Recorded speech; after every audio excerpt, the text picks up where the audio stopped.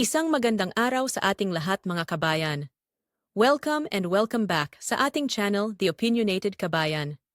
Kamusta kayo? Sana ay nasa mabuti kayong kalagayan. Another day, another video opinion na naman tayo.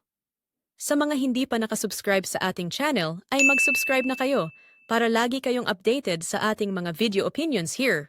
Galit na galit ang disbarred lawyer na si Larry Gadon during this interview sa labas ng Supreme Court matapos niyang mag-file ng disbarment case against Sara Duterte dahil sa mga pagmumura at pagbabantang ginawa nito nung nag-online press conference siya last week. Gusto daw niyang subukan ang pagiging fair at makatarungan ng Supreme Court kasi ito ay hindi naging fair sa kanya nung siya ay dinisbar at sinabi pa niya na ang Supreme Court daw ay anti-Marcos. Sounds really interesting to me. Heto ang kanyang mga naging pahayag. Okay. Wait lang, meron pa. Sige lang. Nandito ako ngayon sa Supreme Court upang ihain ang isang complaint against Vice President Sara Duterte Catio dahil doon sa kanyang Zoom press con na kung saan ay pinagmumura niya si Pangulong Bongbong Marcos, First Lady Lisa Araneta Marcos at si Speaker Martin Romualdez. At doon din ay kanyang sinabi na meron siyang inausap na inutusan niya na patayin si Pangulong Bongbong Marcos, si Lisa Araneta Marcos at si Martin Romualdez kapag may nangyari sa kanya. Ay ibig sabihin, meron na siyang nabuong plano na ipapatay si Presidente Bongbong Marcos. Ngayon, yan ay dahil siya ay member din ng korte, siya ay isang abogada, ay gusto kong subukan ang pagiging fair at ang pagiging makatarungan ng Supreme Court sapagkat ako na kung saan wala naman talagang dahilan para i-disbar, dinisbar ako ng Supreme Court.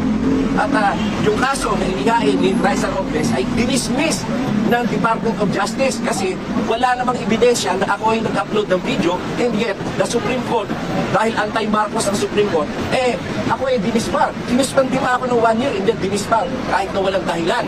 Ngayon, eto, si Bing Intay Sara, nanuntok siya ng sinuntok niya yung sheriff na nag-i-implement lamang ng order of the court who is he was performing his duty as a sheriff pero sinuntok niya, and yet the Supreme Court did not bother to suspend her. At ngayon, papatayin niya yung presidente. Tingnan ko ngayon ang tigas ng Supreme Court. Tingnan ko kung talagang totoo ang kanilang adhikain na mag-administer ng justice o gusto nilang ipatupad ang batas dahil hindi fair ang lahat ng ginagawa ng Supreme Court. Si Laila de Lima nag-defy ng order ng Supreme Court ng TRO, and yet hindi man lang siya kinanti. Si Chel Jokno na nagsabit ng mga peke, mga court documents sa Supreme Court, hindi siya sinusuminte. Ngayon, eto, si Vice President Sara Duterte nagtatangka na patayin ang presidente, patayin ang First Lady, patayin ang Speaker of the House, si Speaker Martin Romualdez. Tingnan ko ang tigas ng Supreme Court ngayon. Sinasabi nila na sila ay tagapagpatupad ng batas. Tingnan ko ngayon ang tigas nila rito dahil hindi sila kikibo dito kay Sara dahil sila ay anti-Marcos. No, I am not an ally. As a citizen, I supported President Duterte, former President Duterte, when he was the president because it is the duty and obligation of every Filipino citizen to support the president. But when he was, when his term ended, my support was to President Bongbong Marcos. As a Filipino, you have to support the government, you have to support the president, you have to support the administration. Pero anong ginawa ni former President Rodrigo Roa Duterte? Binastos niya si President Bongbong Marcos, binastos niya ang gobyerno. At ngayon, gusto pa niya magkudita. Saan kayo nakakita na ganyan po ng president? Gusto niyang baliin at baliwalain ang konstitusyon. Gusto niyang lumabag sa batas ang mga military. Gusto niya ang military ay maging mga tao-tauhan na sunod-sunuran sa hindi makatarungan at mga paglabag sa batas. Hindi ko man kasalanan yung nangyayari sa kanila. Ito mga nangyayari kay Vice President Sara Duterte. Sino ba may kagagawa nito? Sino ba ang naghain ng budget proposal sa Congress?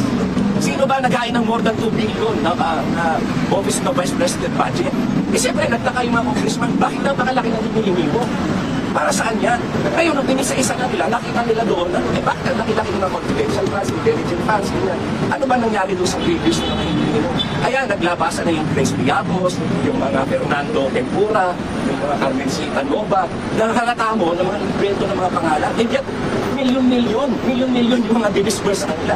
Tapos ngayon, dahil na inubusisa ng Congress, ang sisisihin niya, si Presidente Bongbong Marcos, sino ba may kasalanan yan? Sino ba may kagagawa ng mga pondo na yan na kanyang nilustay ng, saan ka nakakita, 125 million in 11 days? Paano nangyari yun? Bakit meron bang network ang OBP na para bigyan niya mga mga istorya ng gobyerno? Wala naman siya network na ganito. Yung statements ni Vice President Sara, napaka-immature. Kulang na kulang sa statesmanship. At saka, hindi siya nag-aaral. Basta na lang siya nagsasalita ng kagaya sa healthcare issues. Hindi siya nag-aaral. Hindi niya chinecheck kung ano yung binibigay ng clear. Yung mga sinasabi nila, hindi siya nag-aaral. She is totally detached from reality. Kasi yung pagmumura ko ngayon, it was not done in public. It was not done in public. It was a private video sent to Raisa. Pero sila nag-upload. Dahil gusto nila magdrama. Nangyari, nag-file sila ng case against me. Dinismiss yun. Kasi ang sabi ng prosecution service, wala kayong proof niya. Si Atty. Larry Gato nag-file yan. Not only that, ang sabi ng desisyon, hindi sila nag-comply dun sa requirement na dapat kung si IBG Anti-Crime Division may certification muna na ako talaga nag-file no, na nag-upload ko. And despite that, isinabit yun sa Supreme Court, I provided them with a copy, hindi nila binasa, hindi nila bother to read. Kasi anti-Marcos sa Supreme Court eh. Kaya si Vicky Sara, pinagmumura niya, hindi lang isang tao ha. At ang minura niya, presidente. First Lady at saka Speaker of the House. Hindi lang mura.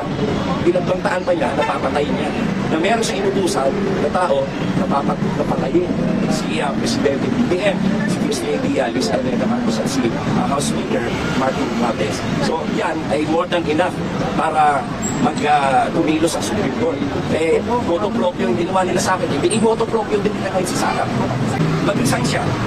Dahil sinisiguro ko, sigurado ako na sa next Congress, siya ay impeach. Wala lang panahon ngayon dahil mag-election na, mag-Christmas Day. Pagdating ng January, ilang sessions na, magre-recess na, ang Congress mag-adjourn na. Dahil na election period na election season. Pero sigurado, sa next Congress, siguradong siya ay impeach. Sigurado. Pagpapile ako na impeachment sa lahat ng justices. Dahil hindi nila tinutupad ang kanilang tungkulin. Kung hindi nila i-impeach, ay i-disbar si Sara dahil dito, I will file an impeachment case against all of the justices. Well, this really sounds interesting, and aabangan ko din talaga yan to see kung talagang for justice ang Supreme Court. Kasi kahit sa ang anggulo natin tingnan, mali talaga ang ginawa ni Sara Duterte. Nung nagbanta siyang huhukayin ang libingan ni dating Pangulong Ferdinand Marcos Sr., very wrong na siya dun. Walang ginawang hakbang laban sa kanya nung panahon na yon, even our President BBM, wala ding reaction. Tingnan nyo ngayon mas matindi pa ang mga sinasabi niya, at lalo pa yan titindi kung walang action na gagawin against her. Namimihasa na siya Kailangan talaga merong gawin ang batas laban sa kanya. She has to learn her lessons dahil gagayahin siya ng iba sa mga maling gawain niya kung hindi siya papatawan ng karampatang parusa. Kaya super agree talaga ako na i-impeach si Sara Duterte or at least i-disbar man lang dahil sa mata ng batas ay nagkasala talaga siya. However, naglabas na mismo ng pahayag ang Pangulong BBM confirming that he's not filing impeachment against Sara Duterte. Circulating on social media yesterday saying that Vice President Sara Duterte's larger scheme of things is an importance of both file an impeachment complaint. Sabi galing daw po sa inyo yun. Can you confirm that, sir? Was there an effort on your part? Well, it was actually private communication, but nalik na, yes. Because that's really my opinion. This is not important. This does not make any difference to even one single Filipino life. So why waste time on this? What will happen to if somebody files an impeachment? It will tie down the House, it will tie down the Senate, it will just take up all the time, and for what? For nothing. For nothing. None of this will help improve a single Filipino life. As far as I'm concerned, it's a storm in a teacup. So yan ang side ng ating mahal na presidente and we have to respect that.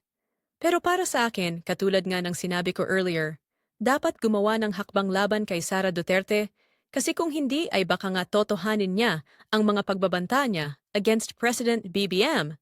She really needs to learn her lessons kasi she's getting worse by the day. Pero good news mga kabayan. Kalalabas lang nitong news that the Makabayan Bloc is indeed pursuing to file impeachment against Sara Duterte at least before end of this year. Heto ang panayam kay Congresswoman Franz Castro. Sa amin naman, alam ba kami sa Makabayan, wala namang say si Presidente kung sakali doon kung itutuloy ng Makabayan yung pag-endorse ng impeachment. So which means, meron pa rin, tuloy pa rin yun kasi dati na nag-usap tayo. Oo. Sabi mo, pwede, pag-aralan. Kung may mag-file, willing kang mag-sponsor. Yes, oo. Alam ko meron nang gumagawa eh. Meron na. Sino yun?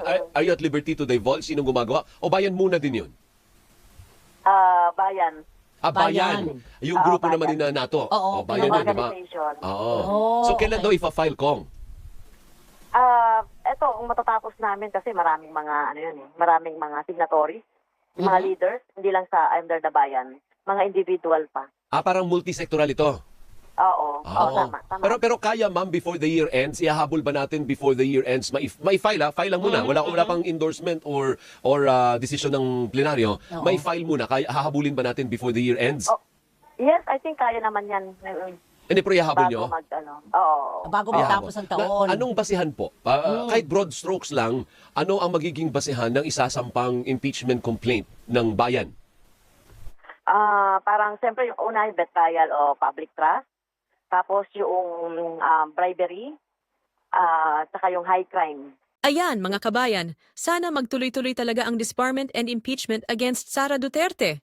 Yan po ang mga balita natin for today. Ano ang inyong masasabi dito mga kabayan? I-comment nyo naman ang inyong mga reactions and opinions. Thanks for watching as always and I will see you on our next video.